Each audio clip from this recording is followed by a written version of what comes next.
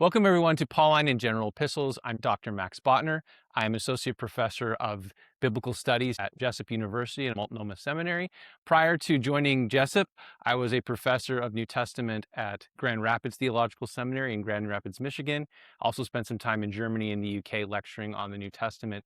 Had a lot of experience teaching Paul's letters as well as the general epistles. And so I'm really excited for this course. There's a lot of rich content for us to cover. What I want to do here in this first lecture is just give a basic overview of the course. Don't want to presuppose anything. This is an introduction. And so we're going to look at some of the big concepts and what we're aiming for in this class together. So first off, when we're talking about Pauline and General Epistles, this groups together actually a large body of diverse literature. If you think about the New Testament, right, I have my Bible here, so this is when we're talking about our canon, 27 New Testament books, 21 of those 27 are classified as letters.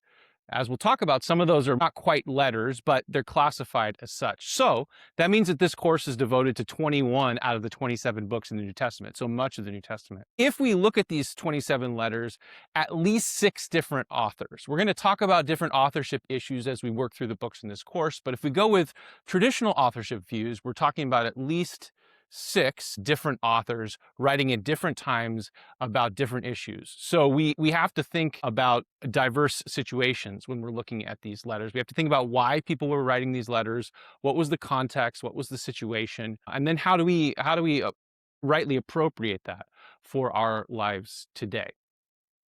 In terms of the canon, again, when I use the word canon, that's more or less synonymous for our Bible or the books we have in our Bible.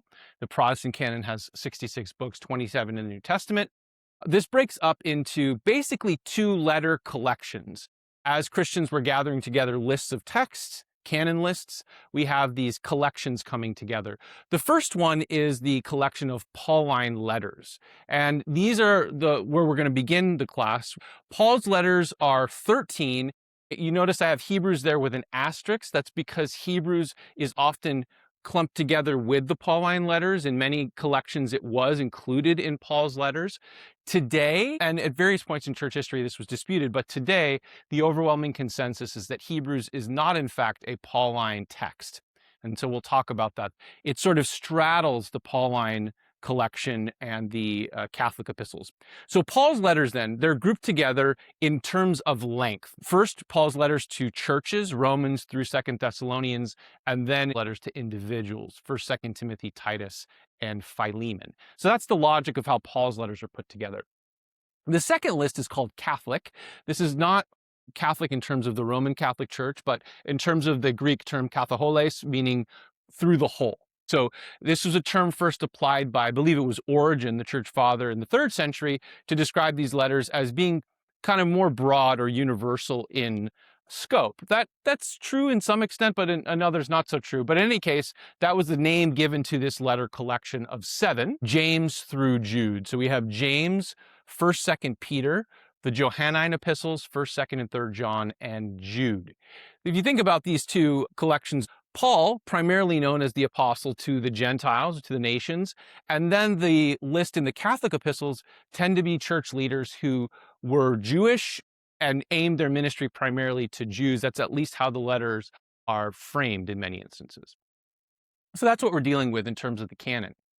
In terms of what to expect for this course, there's basically 3 large goals that we have.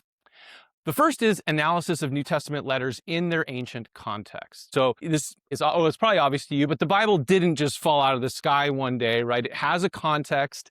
These texts were not written in English. They were written in an ancient language, Koine Greek, and they were written in particular context. So we need to do the work of analyzing what was the context of these letters. The ancients used letters as their main mode of cross-communication when they weren't present with community. It kind of stood in for the presence of the speaker. And their letters sort of mimic different speech forms of friendship, of correction, of teaching. And that's what these letters are doing. They're serving different rhetorical functions, addressing particular situations. So we're going to spend a lot of time dissecting these different contexts so that we can really understand what the New Testament writers are up to.